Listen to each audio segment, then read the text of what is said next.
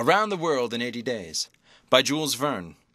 Chapter 27, in which Passepartout undergoes, at a speed of 20 miles an hour, a course of Mormon history. During the night on the 5th of December, a train ran southeasterly for about 50 miles, then rose an equal distance in a northeasterly direction towards the Great Salt Lake. Passepartout, about 9 o'clock, went out upon the platform to take in the air. The weather was cold, the heavens gray, but it was not snowing. The sun's disk, enlarged by the mist, seemed an enormous ring of gold, and Passepartout was amusing himself by calculating its value in pounds sterling, when he was diverted from this interesting study by a strange-looking personage who made his appearance on the platform. This personage, who had taken the train at Elko, was tall and dark, with black mustache, black stockings, black silk hat, a black waistcoat, black trousers, a white cravat, and dogskin gloves. He might have been taken for a clergyman. He ran from one end of the train to the other, and affixed to the door of each car a notice written in manuscript. Passepartout approached and read one of these notices, which stated that Elder William Hitch, Mormon missionary, taking advantage of his presence on train number 48, would deliver a lecture on Mormonism in car number 117, from 11 to 12 o'clock, and that he invited all who were desirous of being instructed concerning the mysteries of the religion of the Latter-day Saints to attend. "I'll go," said Passepartout to himself.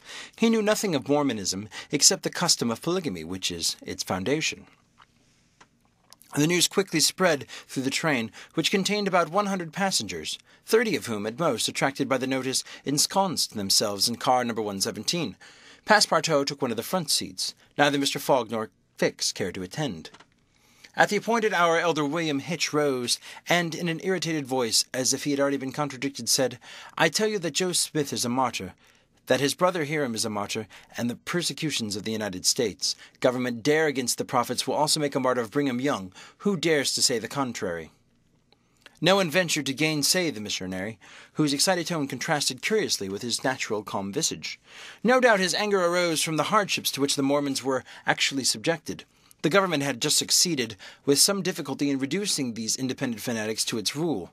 It had made itself master of Utah and subjugated that territory to the laws of the Union. After imprisoning Brigham Young on a charge of rebellion and polygamy, the disciples of the prophet had since redoubled their efforts and resisted, by words at least, the authority of Congress. Elder Hitch, as is seen, was trying to make precedents on the very railway trains. Then, emphasizing his words with his loud voice and frequent gestures, he related the story of the Mormons from biblical times, how that in Israel a Mormon prophet of the tribe of Joseph published the annals of the new religion, and bequeathed them to his son Mormon, how many centuries later a translation of this precious book, which was written in Egyptian, was made by Joseph Smith, Jr., a Vermont farmer who revealed himself as a mystical prophet in 1825, and how, in short, the celestial messenger appeared to him in an illuminated forest and gave him the annals of the Lord. Several of the audience, not being much interested in the missionary's narrative, had left the car.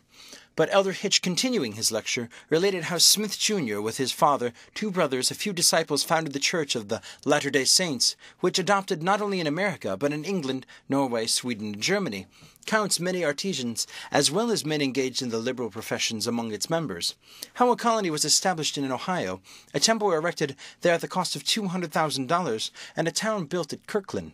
How Smith became an enterprising banker and received from a simple mummy showman a papyrus scroll written by Abraham and several famous Egyptians. The elder's story was somewhat wearisome, and his audience grew gradually less, until it was reduced to 20 passengers. But this did not disconcert the enthusiast, who proceeded with the story of Joseph Smith's bankruptcy in 1837, and how his ruined creditors gave him a coat of tar and feathers. His reappearance some years afterwards, more honorable and honored than ever, at Independence, Missouri, the chief of a flourishing colony of 3,000 disciples, and his pursuit thence by outraged Gentiles and retirement to the far west. 10 hearers were now left, among them honest Passepartout, who was listening with all his ears. Thus he learned that, after long persecutions, Smith reappeared in Illinois, and in 1839 founded a community at Nauvoo, on the Mississippi, numbering 25,000 souls, of which he became mayor, chief justice, and general-in-chief. That he announced himself in 1843 as a candidate for the presidency of the United States, and that finally, being drawn into ambuscade at Carthage, he was thrown into prison and assassinated by a band of men disguised in masks. Passepartout was now the only person left in the car, and the elder, looking him full in the face, reminded him that 2 years after the assassination of Joseph Smith, the inspired prophet Brigham Young, his successor, left Nauvoo for the banks of the Great Salt Lake, where in the midst of that fertile region, directly en route of the immigrants who crossed Utah on their way to California, the new colony, thanks to the polygamy practiced by the Mormons, had flourished beyond expectation. "And this," added William Hitch, "this is why the jealousy of Congress has been aroused against us. Why have the soldiers of the Union invaded the soil of Utah?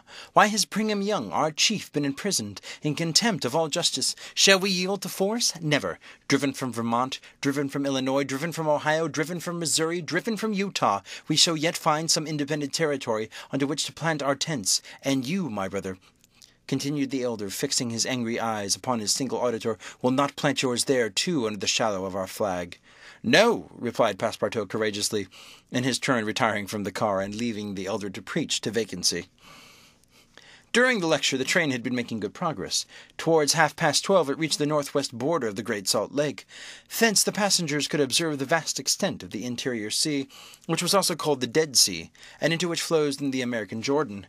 It is a picturesque expanse, framed in lofty crags and large strata, encrusted with white salt, a superb sheet of water, which was formerly larger extent than now, its shores having encroached with the lapse of time, and thus once reduced its breadth and increased its depth. The Salt Lake, 70 miles long and 35 wide, is situated 3 miles, 800 feet above the sea, quite different from Lake Asphaltite, whose depression is 1,200 feet below the sea. It contains considerable salt, and 1/4 the weight of its water is solid matter, the specific weight having been 1,170, and after being distilled 1,000. Fishes are, of course, unable to live in it, and those which descend through the Jordan water and other streams soon perish.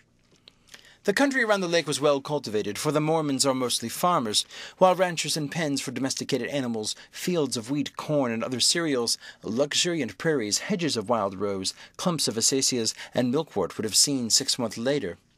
Now the ground was covered with a thin powdering of snow. The train reached Ogden at 2 o'clock, where it rested for 6 hours.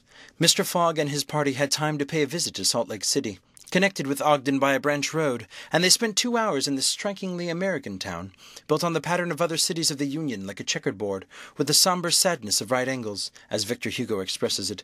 The founder of the City of the Saints could not escape from the taste of symmetry which distinguishes the Anglo-Saxons in this strange country, where people are certainly not up to the level of their institutions. Everything is done squarely, cities, houses, and follies. The travelers, then, were promenading at 3 o'clock about the streets of the town built between the banks of the Jordan and the spurs of the Watash Range. They saw few or no churches, but the prophet's mansion, the courthouse, and the arsenal.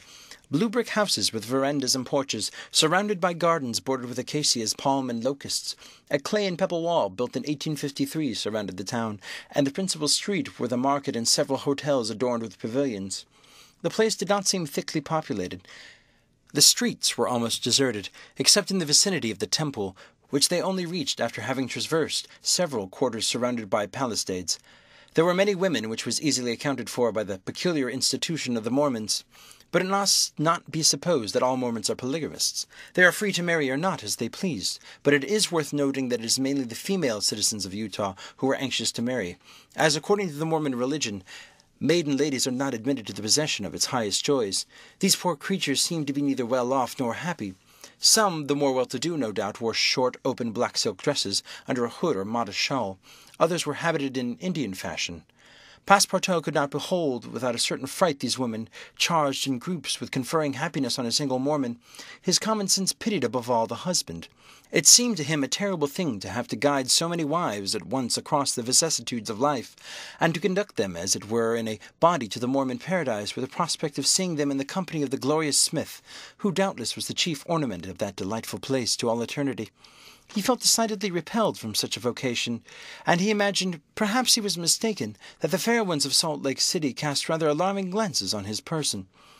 Happily his stay there was but brief. At 4 the party found themselves again at the station, and took their places in the train, and the whistles sounded for the starting. Just at the moment, however, the locomotive wheels began to move, cries of "Stop, stop!" were heard. Trains, like time and tide, stopped for no one. The gentleman who uttered the cries was evidently a belated Mormon. He was breathless with running. Happily for him, the station had neither gates nor barriers. He rushed along the track, jumped on the rear platform of the train, and fell, exhausted, into one of the seats. Passepartout, who had been anxiously watching this amateur gymnast, approached him with lively interest, and learned that he had taken flight after an unpleasant domestic scene. When the Mormon had recovered his breath, Passepartout ventured to ask him politely how many wives he had, for, from the manner in which he had decamped, it might be thought of that he had 20 at least. "One, sir," replied the Mormon, raising his arms heavenward. "One, and that was enough." End of chapter 27. Read by David Russell for Lit to Go. Available on the web at fcit.usf.edu.